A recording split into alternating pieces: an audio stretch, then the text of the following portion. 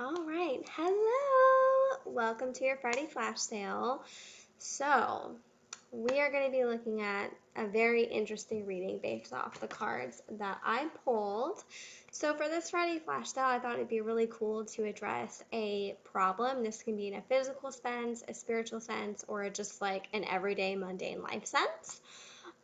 What the spirits have to say about this, and I actually got a double message from your personal house spirits. Your personal house dead people kind of came forward and they gave a collective message, because that's what I could see whenever I tapped into your energy, was the energy of your home that we have spoken about in previous readings, and a solution on where you can go down this path and how you can be opened to receiving a different way and a solution of this type. So let's go ahead. And before we get moving and grooving, I want you to take a nice deep breath in, deep breath out with me.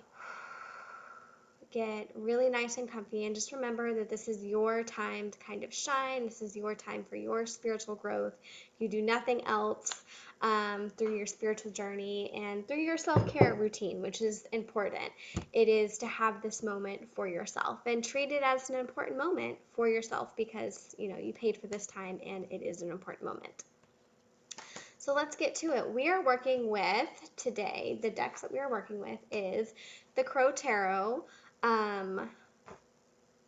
Dependent Voice from Nancy Hess, and we are working with one of my other personal favorites, but I can't remember because I don't have the box in front of me, but it's a vintage deck, and you personally have told me that you love it. So let's get into this. So the first card I pulled was the Eight of Wands. Okay, so we're in our upright position, but our crow friend is wanting us to address. I wrote down several things for you, which is power. And I also still think that the crow is very much a guide for you on your spiritual journey. Like, I'm seeing it like flying down this path, and it's just this openness and kind of foggy, like we still don't know where we're going yet, but we're getting there. They keep saying, just keep following the crow and you will find your way. And I keep seeing it like swoop down in this big foggy field, and it's there, it's waiting for you. And I don't know if this means like you need to do more meditation, you need to connect with the crow on a very spiritual level or a very physical level. That is going to be up to you on how you go about that journey. But the wands is really taking you on another journey, which is about action and movement. And I don't know if this is too little action or too much action. How are we feeling? There is an unease and like almost like confusion. Like we don't know, they're saying stalemate, like a stalemate. We don't know what is enough and what is not enough. And we need to kind of merge those understandings in the middle, okay? We need to merge those in the middle. I also wrote down physical needs not being met, and you can take that for what it is. I'm pretty sure if you have some physical needs that aren't being met, you know what they are. So we don't need to dive deeper back into that, but that they also made me pause and say circle back, because your physical needs not being met, dive deeper into your spiritual needs and your distrust and wantonness of power, how in which the power is mismatched in a relationship in which physical needs or emotional needs are not being met. There's not enough movement, and the energy is just compounding right here, and it's like 2 seconds away from being exploding. So we need to work on a way to physically move that energy and have those needs being met, either you meeting them for yourself or somebody else facilitating helping you. And this can be on a spiritual journey or a physical one, however you proceed with that. So the next card we have is what Spirit says, and this is a double whammy because I kind of dived deep into the energy of your home that sprang forward, and it was super present for you, and that's great. The spirit, people's house spirits don't always come forward and just pop out and say, "Hey, we have a message for her. We want her to have this message." And I was like, "Ooh, okay." let's do it. No one in particular stepped forward. They more spoke about you in a group sense. Just as much as you feel and hear and see them, they also hear and feel and see us. It is a misconception that all the time spirit cannot see us. There are some times in which spirits become awake in a sense and can see and feel us just as equally as we can see and feel them. Now, are some dead people trapped in their own trauma and they don't know what the fuck is going on? They just need a beacon of hope to help them spiritually release themselves to the other side. Yes.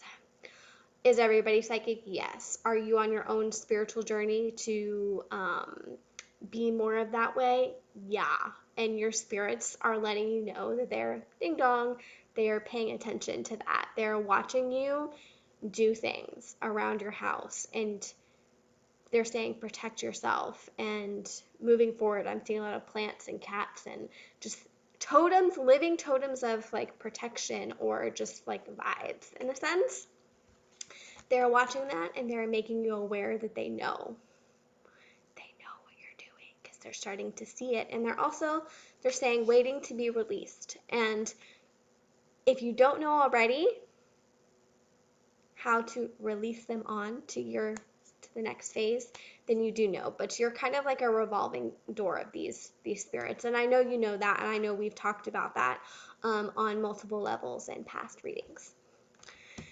So your next card, after I'm done with that, because now we're on to the card now, is the Devil in reverse. Oh, we want to pay attention, not pay attention to this card. Just, that's what I do whenever I get them in my personal readings. I go, just like that, and I flip it over and pretend it's not there. No, I'm just kidding. We got to rip that Band-Aid off like we're dressing a wound, but the wound has healed, and now we need to rip the Band-Aid off and kind of make a small remember me wound once more. All right, so the Devil. Release any previous systems that have bound you. This can be switching up a job or this can be switching up routines at your job. They're almost showing me your desk and aligning crystals on your desk to kind of strike a boundary in which people have crossed. So we need to change our system up on how we do things, change our protection up, stop these people. And also, again, the theme of exploring physical needs. We need to explore our physical needs. Any needs that aren't being met, we need to explore it and change it up from the inside to the outside. Okay? So your next card is where your house spirits kind of stops me and went boop boop. And we're like, hey, she needs this message. We need to address this and it's time to talk about it. And I'm totally on board. So their one message that they have as a whole for them, this is for them, that they're saying to us, the psychics, because they know you're doing work, is regret.